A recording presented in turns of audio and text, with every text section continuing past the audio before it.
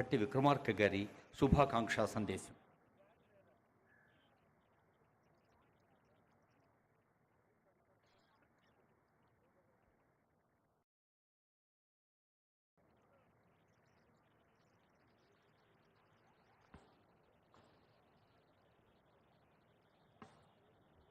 గౌరవ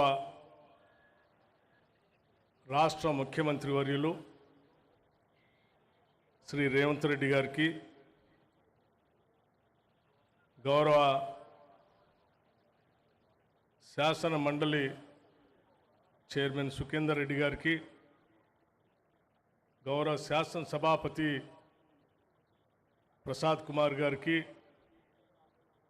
గౌరవ మంత్రివర్యులు శ్రీ ఉత్తమ్ కుమార్ రెడ్డి గారికి, గౌరవ మంత్రివర్యులు శ్రీ శ్రీధర్ బాబు గారికి, గౌరవ మంత్రివర్యులు శ్రీ దామోదర రాజనరసింహ గారికి, గౌరవ మంత్రివర్యులు శ్రీ పొన్నం ప్రభాకర్ గారికి, గౌరవ మంత్రివర్యులు శ్రీ కోమటిరెడ్డి వెంకటరెడ్డి గారికి, గౌరవ మంత్రివర్యులు శ్రీ తుమ్మల నాగేశ్వరరావు గారికి, గౌరవ మంత్రివర్యులు శ్రీమతి కొండా సురేఖ గారికి, గౌరవ మంత్రివర్యులు శ్రీమతి సీతక్క గారికి, గౌరవ మంత్రివర్యులు శ్రీ పొంగులేటి శ్రీనివాసరెడ్డి గారికి,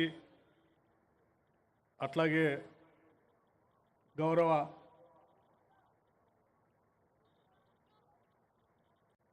ప్రభుత్వ సలహాదారులకి, గౌరవ మంత్రివర్యులు శ్రీ జూపల్లి కృష్ణారావు గారికి, గౌరవ రాష్ట్ర ప్రభుత్వ సలహాదారుల పెద్దలందరికీ, నా తోటి శాసనసభ్యులకి, తోటి శాసన మండలి సభ్యులకి, వేదికను అలంకరించిన ఇతర ప్రజాప్రతినిధులందరికీ, ఈ కార్యక్రమానికి అశేషంగా కదిలి వచ్చిన మీ అందరికీ ముందుగా నా హృదయపూర్వకమైనటువంటి నమస్కారాలు. ఈరోజు నూతనంగా ఏర్పడినటువంటి తెలంగాణ రాష్ట్రంలో చిరస్థాయిగా చరిత్రలో గుర్తుంచుకోదగినటువంటి రోజుగా మేమంతా భావిస్తూ ఉన్నాం. దశాబ్దాల తెలంగాణ పోరాటాల ఫలితంగా తెలంగాణ ప్రజల ఆత్మగౌరవాన్ని నిలబెట్టే విధంగా ఆనాటి మనందరి ప్రియతమ నాయకురాలు శ్రీమతి సోనియా గాంధీ గారు ప్రత్యేక తెలంగాణ రాష్ట్ర ఆవిర్భావానికి సంబంధించినటువంటి స్టేట్మెంట్ని ఆనాటి హోంశాఖ మంత్రులు శ్రీ చిదంబరం గారి చేత ప్రకటింపజేసినటువంటి రోజు. అందుకే కోట్లాది మంది ప్రజల కలలు నిజం చేసిన శ్రీమతి సోనియా గాంధీ గారికి ముందుగా జన్మదిన శుభాకాంక్షలు కూడా తెలియజేస్తున్నాం. ఈ సందర్భంగా మిత్రులారా, కోరి కొట్లాడి తెచ్చుకున్న తెలంగాణ రాష్ట్రంలో నిధుల కోసం, నీళ్ల కోసం, నియామకాల కోసం మన పోరాటమంతా, మన ఆరాటమంతా మిగులు బడ్జెట్తో ఈ రాష్ట్రాన్ని బీఆర్ఎస్ అలియా టీఆర్ఎస్ పార్టీకి అప్పచెప్తే 7 లక్షల కోట్ల పైబడి ఈ రాష్ట్రాన్ని అప్పుల పాలు చేసి ఇవ్వాల్సినటువంటి ఉద్యోగాలు ఇవ్వకుండా, తీసుకురావాల్సిన నీళ్లని తీసుకొని రాకుండా, ఆత్మగౌరవంతో బతకాల్సినటువంటి ప్రజల్ని బందీ చేసి అనుక్షణం అవమానాలకు గురి చేస్తూ ఒక రాజ్యహింసతో ఈ రాష్ట్ర పాలన సాగిస్తున్నటువంటి సందర్భంలో ఆనాడు రాష్ట్ర కాంగ్రెస్ కమిటీ అధ్యక్షుడిగా శ్రీ రేవంత్ రెడ్డి గారు భారీ బహిరంగ సభలతో, ఆనాడు శాసనసభా పక్ష నాయకుడిగా ఆదిలాబాద్ నుంచి ఖమ్మం వరకు పీపుల్స్ మార్చ్ పాదయాత్రతో మా తోటి సహచరుల, ఈనాటి మంత్రివర్గ సహచరులు కానీ, శాసన మండలి సభ్యులు కానీ, ఆనాటి జిల్లా కాంగ్రెస్ కమిటీ అధ్యక్షులు కానీ అందరూ సమిష్టిగా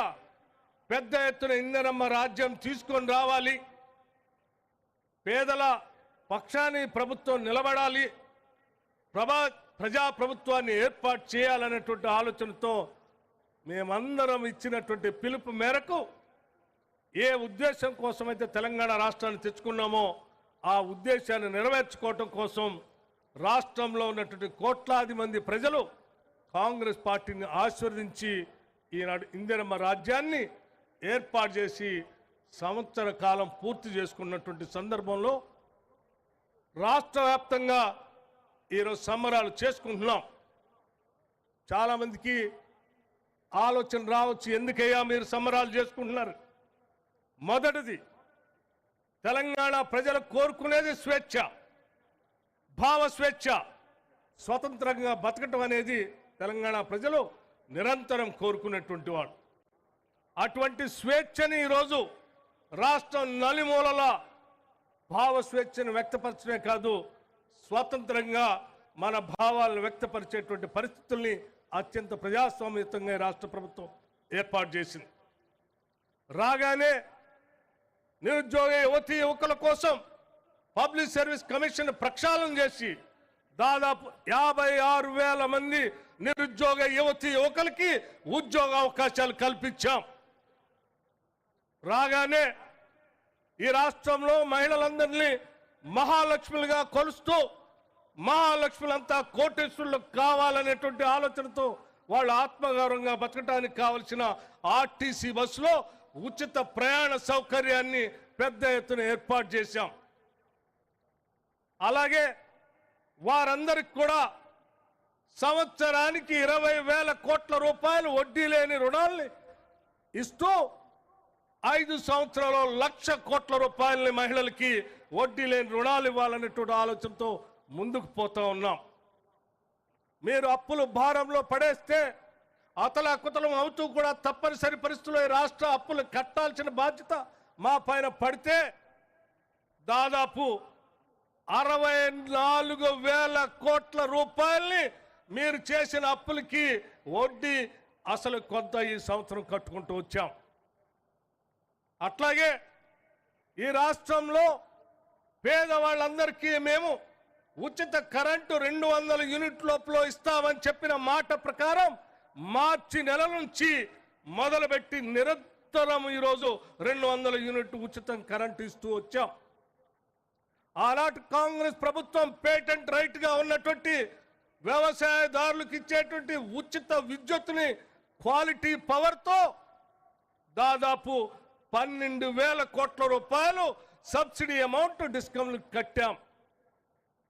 అట్లాగే గ్యాస్ సిలిండర్లు 500 రూపాయలకే ఇస్తామని చెప్పిన మాట ప్రకారం అనేక రకాలైన ఆర్థిక ఒత్తిళ్లు ఉన్నప్పటికీ ఆ గ్యాస్ సిలిండర్లు లబ్ధిదారులు అందరికీ అందిస్తా ఉన్నాం.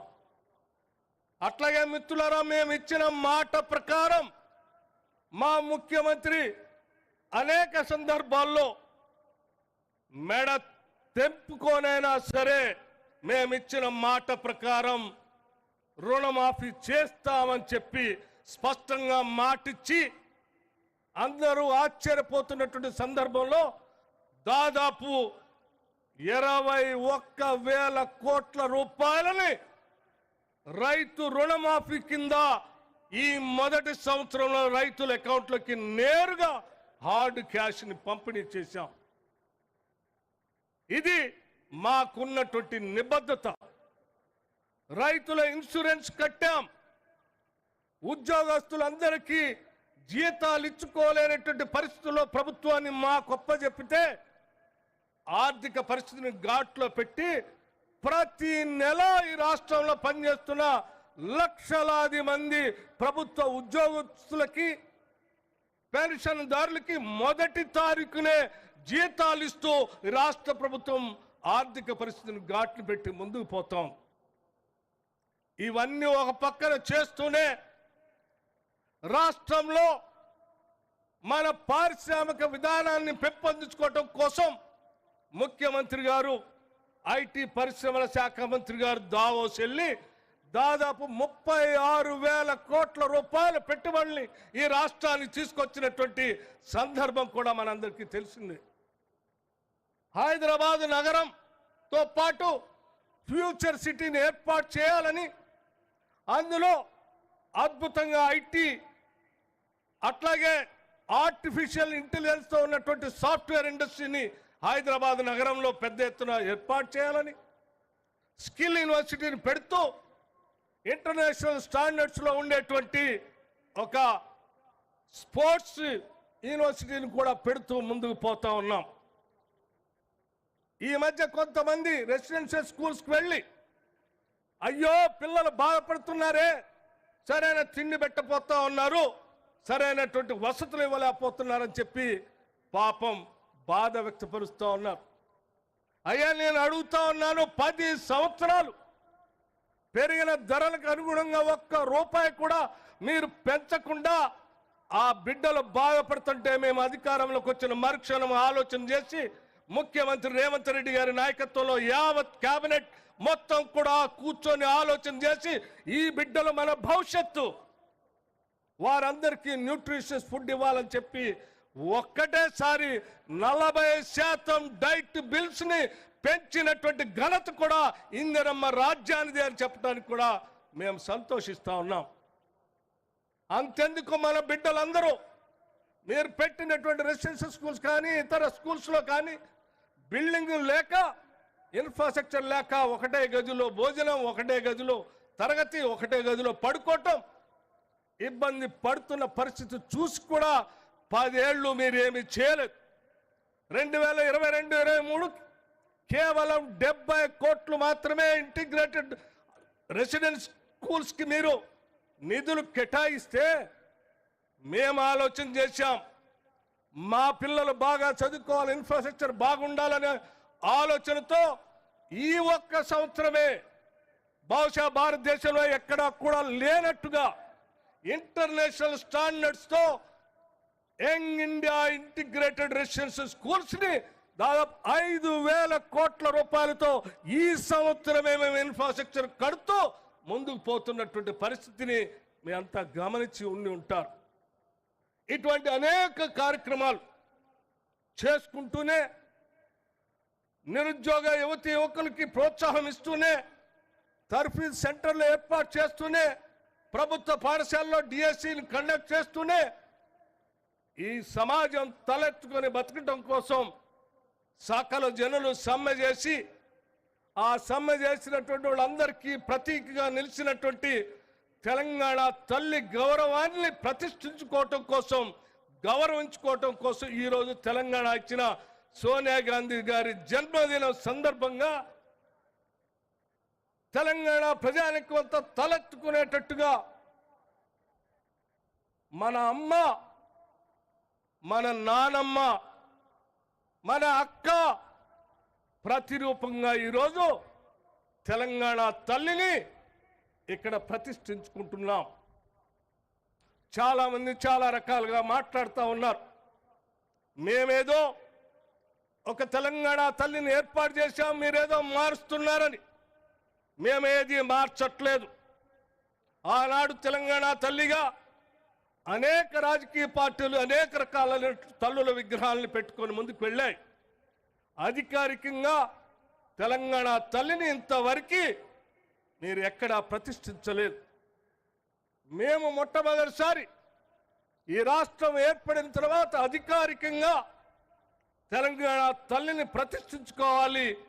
ఆ తెలంగాణ తల్లి కూడా కోట్లాది మంది తెలంగాణ ప్రజల అమ్మలాగా, ఆరాధ్య దేవులాగా ఉండాలనేటువంటి ఆలోచనతో ఈరోజు పోరాటానికి స్ఫూర్తించే తల్లిలాగా, కోట్లాది మంది ప్రజలను ఆశీర్వదించే తల్లిలాగా, కోట్లాది మంది ప్రజలకి పసిడి పంటలు పండించేటువంటి పచ్చని తెలంగాణ కనపడేటట్టుగా ఆకుపచ్చ రంగుతో చీర, పౌరుషానికి ప్రతీకగా ప్రగతిశీల భావాలతో ముందుకు వెళ్ళేటట్టు ఎరుపు రంగుతో ఒక పక్కన అత్యంత బహుజనుల పోరాటాల స్ఫూర్తిని గుర్తు చేస్తూ ఉండేటట్టుగా కింద పీఠం బ్లూ కలర్తో పోరాటాలని చేయటం ఒక్కటే కాదు, ఎంత అధికారం ఉన్నా ప్రజా సంక్షేమాన్ని మర్చిపోయి అణగదొక్కుతున్న ప్రభుత్వాన్ని నిలదీయటానికి తెలంగాణ ప్రజలు ఎప్పుడూ సిద్ధంగా ఉంటుంది అని చెప్పి పిడికిలి బిగించి చూపించినటువంటి తెలంగాణ స్ఫూర్తిని పీఠానికి కింద పిడికిళ్ళు గుర్తుగా తెచ్చుకున్న తెలంగాణలో ఆ తల్లిని అమ్మని గౌరవించుకుంటామని చెప్పి అరచేతిలో నిలబెట్టుకొని పూజిస్తామని చెప్పేటువంటి ప్రతీకగా అరచేతులు ఈ రకంగా యావత్ తెలంగాణ సమాజం యొక్క గౌరవాన్ని పెంచుకునేటట్టుగా మనం ఈరోజు గొప్పగా తెలంగాణ తల్లిని ప్రతిష్ఠించుకుంటున్నాం. ఈ రాష్ట్ర ముఖ్యమంత్రి శ్రీ రేవంత్ రెడ్డి గారి నాయకత్వంలో యావత్ రాష్ట్ర మంత్రి మండలి మొత్తం సమస్తం కూర్చొని ఆలోచన చేసి ప్రజలందరి ఆలోచనలు తీసుకొని ఈ తెలంగాణ ప్రజల ప్రతిష్ట నిలబడేటట్టుగా తల ఎత్తుకొని గౌరవించుకునేటట్టుగా ప్రతి సంవత్సరం ఈ డిసెంబర్ 9 తెలంగాణ తల్లి ప్రతిష్ట ఉత్సవాన్ని రాష్ట్ర ఉత్సవంగా చేయటానికి ఈరోజు రాష్ట్ర ముఖ్యమంత్రి గారు శాసనసభలో ఒక ప్రకటన చేసిన సంఘటన కూడా మీ అందరికీ తెలియజేస్తా ఉన్నాను. ఈ సంవత్సరమే కాదు, భవిష్యత్తులో కూడా ప్రతి సంవత్సరం డిసెంబర్ 9వ తారీఖు నాడు రాష్ట్ర ఉత్సవంగా, దేశ ఉత్సవాలు ఆగస్టు 15, జనవరి 26 ఏ రకంగా జరుగుతాయో ఈ రాష్ట్ర పండుగ కూడా డిసెంబర్ 9 నాడు ప్రతి సంవత్సరం జరిగే విధంగా ఈరోజు చట్టసభలో ఒక స్టేట్మెంట్ ఇచ్చి రాష్ట్ర ముఖ్యమంత్రి గారు చట్టసభల ద్వారా ఈ రాష్ట్ర ప్రజానికానికి ఒక చక్కటి సందేశాన్ని కూడా ఇచ్చారు. ఇటువంటి పవిత్రమైన ఉన్నతమైన ఒక కార్యక్రమాన్ని ఈరోజు ఇందిరమ్మ రాజ్యం యావత్ రాష్ట్ర మంత్రి మండలంతా కలిసి కూర్చొని నిర్ణయం చేసి సాక్షాత్తు డాక్టర్ బాబాసాహెబ్ అంబేద్కర్ సెక్రటేరియట్ ప్రాంగణంలో మన అందరం తలెత్తుకొని గౌరవించుకునే స్థాయిలో ఇక్కడ విగ్రహ ఆవిష్కరణ చేసుకుంటున్నటువంటి ఈ శుభ సందర్భంలో మీ అందరికి కూడా నా హృదయపూర్వకమైనటువంటి అభినందనలు తెలియజేస్తూ ఈ కార్యక్రమానికి విచ్చేసిన మీ అందరికీ మరొకసారి నా హృదయపూర్వకమైనటువంటి ధన్యవాదాలు తెలియజేస్తూ సెలవు తీసుకుంటాను. జై హింద్.